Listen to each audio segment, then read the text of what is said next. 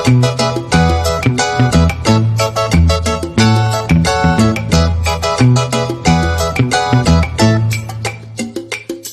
दोस्तों, परदेसी flight YouTube channel पर आप सभी का वेलकम है। दोस्तों, फ्लाइट और ट्रेवल्स को लेकर कुछ अहम अपडेट है जो आपके लिए जानना बहुत ही ज़रूरी है। 4 अपडेट पर मैं बात करूंगा। पहली अपडेट, जो इंडिया ने नॉर्मल कमर्शियल इंटरनेशनल फ्लाइट पर पाबंदी को 31 जनवरी 2022 तक बढ़ा दिया है, उसका असर आप पर क्या होगा। आने वाले दिनों में जिन लोगों की फ्लाइट है या आने वाले दिनों में जो लोग यात्रा करना चाहते हैं वो किस तरीके से ट्रेवल करेंगे और एयर बबल एग्रीमेंट के तहत किन देशों के साथ में भारत की फ्लाइटें चलती रहेंगी, वंदे भारत मिशन के तहत भारत की फ्लाइटें चलती रहेंगी, उस पर मैं बात करूंगा। इसके अलावा दोस्तों, फ्लाइट पाबंदी पर आईटा ने क्या कुछ कहा है वो भी मैं आपको बताऊंगा।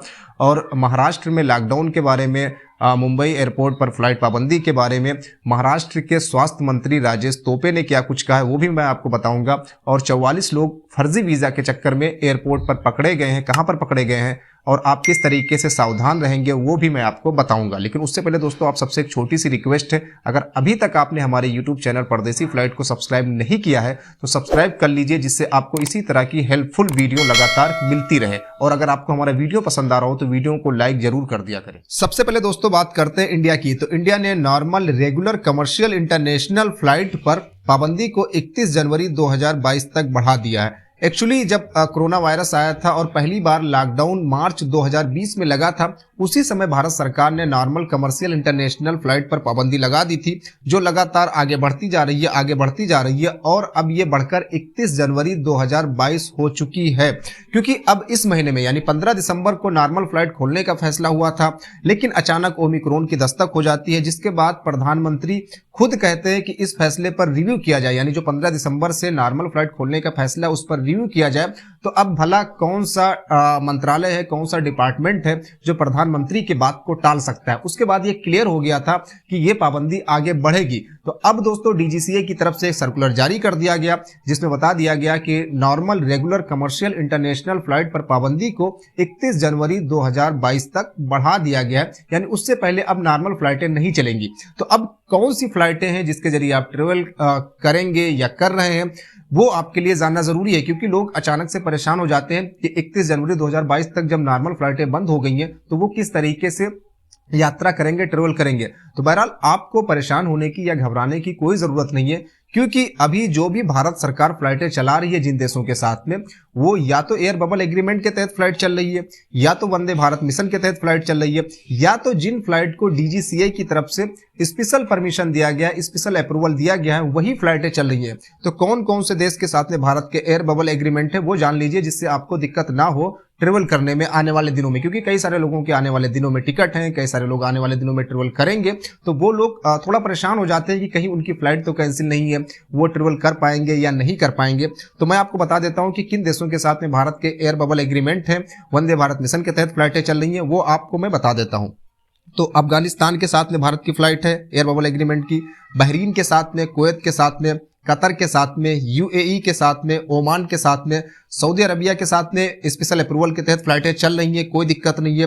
बांग्लादेश के साथ में Bhutan, Canada, Ethiopia, Finland, France, Germany, Japan, Kenya, Maldives, Mauritius, Nepal, Netherlands, Nigeria, Russia, Rwanda, Seychelles, Singapore, Sri Lanka, Switzerland, Tanzania, Ukraine, UK, USA, Uzbekistan, Iraq और मलेशिया। तो इन देशों के साथ में भारत की फ्लाइटें चल रही हैं एयर बबल एग्रीमेंट के तहत, वंदे भारत मिशन के तहत, और भी कुछ देशों के साथ में भारत की फ्लाइटें चल रही हैं, ऐसा नहीं है। तो इसलिए आप परेशान ना हो। ये 31 जनवरी 2022 तक जो पाबंदी बढ़ाई गई नॉर्मल फ्लाइट पर, इससे परेशान होने की जरूरत नहीं है। लेकिन हाँ, इससे नुकसान बहुत बड़ा है, आम लोगों का नुकसान बहुत बड़ा है। क्योंकि जब नॉर्मल फ्लाइटों पर पाबंदी लगी हुई है तो बहुत ही लिमिटेड संख्या में फ्लाइटें चल रही हैं, जिसकी वजह से आपको बहुत ही मोटी रकम खर्च करनी पड़ रही है ट्रेवल करने के लिए। उदाहरण के तौर पर इंडिया से सऊदी अरबिया का फ्लाइट का टिकट अभी आपको 40 से 50 हज़ार में मिलेगा, जबकि आमतौर पर वो टिकट 18 से 20 हज़ार में होता था।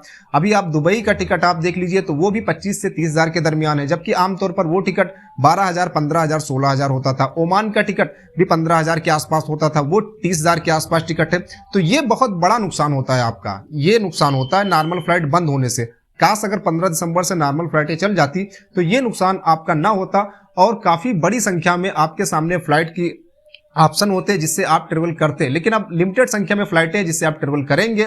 ये पहले भी करते आ रहे हैं क्योंकि 2 साल से तो यही हो रहा है, तो इसमें कुछ भी नया नहीं है, इसलिए आपको परेशान होने की जरूरत नहीं है। जिन भी लोगों के आने वाले दिनों में टिकट है या आने वाले दिनों में ट्रेवल करेंगे तो वो सारी चीजें चेक कर लेंगे कि किन देशों के साथ में भारत के एयर बबल एग्रीमेंट के तहत फ्लाइटें चल रही हैं, तो परेशानी आपको कतई नहीं होगी। बढ़ते हैं दोस्तों अगली अपडेट की तरफ। तो ओमिक्रॉन की वजह से अफ्रीकन कंट्री, खास तौर पर south Africa, Namibia, Botswana, Mozambique, Zimbabwe, Lesotho, Malawi और भी कुछ देश हैं जो पाबंदी की मार झेल रहे हैं, ट्रेवल बैन की मार झेल रहे हैं। अब एक बार फिर दोस्तों आईटा की तरफ से यानी इंटरनेशनल एयर ट्रांसपोर्ट एसोसिएशन की तरफ से कहा गया है कि इस तरह की पाबंदी कतई ठीक नहीं है, क्योंकि ट्रेवल बैन इसका हल नहीं है। जब आज की तारीख में वैक्सीनेशन बड़े पैमाने पर हो रहा है, रैपिड पीसीआर टेस्ट की व्यवस्था है, पीसीआर टेस्ट की व्यवस्था है, जब सारी फैसिलिटी उपलब्ध है तो फिर प्रतिबंध लगाना ठीक नहीं है। अगली अपडेट दोस्तों महाराष्ट्र की तरफ से है। तो महाराष्ट्र में लॉकडाउन को लेकर काफी सुगबुगाहट थी। इसके अलावा दोस्तों महाराष्ट्र के मुख्यमंत्री उद्धव ठाकरे ने केंद्र सरकार से फ्लाइट पर पाबंदी लगाने की मांग की थी, जिसके बाद अब महाराष्ट्र के स्वास्थ्य मंत्री राजेश टोपे का बयान आया। उन्होंने कहा है कि लॉकडाउन लगाने की कोई जरूरत नहीं है, इसके बारे में हम कोई विचार नहीं कर रहे हैं। साथ में उन्होंने कहा है कि फ्लाइट भी बंद करने की कोई जरूरत नहीं है, क्योंकि महाराष्ट्र जो है, मुंबई जो है, वो देश की आर्थिक राजधानी है, आर्थिक गतिविधियां बड़े पैमाने पर संचालित होती हैं, इसलिए हम लॉकडाउन लगाने के बारे में कुछ भी नहीं सोच रहे हैं और ना ही फ्लाइट पाबंदी के बारे में अब सोच रहे हैं। इसके अलावा उन्होंने कहा है कि जो मुंबई एयरपोर्ट पर रैपिड पीसीआर टेस्ट को लेकर शिकायतें मिल रही हैं कि इसका पैसा बहुत ज्यादा है, पहले 4500 था, जिसके बाद 3900 किया गया, उसके बाद भी शिकायतें लगातार मिल रही है कि ये रकम बहुत ज्यादा है, खासतौर पर अगर चेन्नई से और कुछ जगहों से तुलना की जाए, जहां की तुलना में ये अभी रैपिड पीसीआर टेस्ट का जो पैसा लिया जा रहा है एयरपोर्ट पर वो बहुत ज्यादा है। इसके बाद राजेश टोपे ने संबंधित विभाग से, संबंधित अधिकारियों से इसके बारे में रिपोर्ट तलब की है कि क्या और कम किया जा सकता है। जो 3900 भी रैपिड पीसीआर टेस्ट का लिया जा रहा है, क्या उससे कम किया जा सकता है, इसके बारे में भी विचार किया जा रहा है। अगली अपडेट दोस्तों हैदराबाद एयरपोर्ट से है। तो हैदराबाद एयरपोर्ट पर 44 महिलाओं को पकड़ा गया है जो फर्जी वीजा पर कुवैत की यात्रा करने वाली थी, उनको पकड़ा गया है। उनसे पूछताछ में पता चला कि उन्हें इसके बारे में कोई जानकारी नहीं थी कि वीजा फर्जी है या असली है। जैसे उनको एजेंटों ने बताया, ठीक उसी तरीके से उन्होंने विश्वास कर लिया। उसके बाद पुलिस ने इस मामले की तफ्तीश शुरू कर दी है। एजेंट महाराष्ट्र के बताए जा रहे हैं, जिनका लिंक आंध्र प्रदेश से है।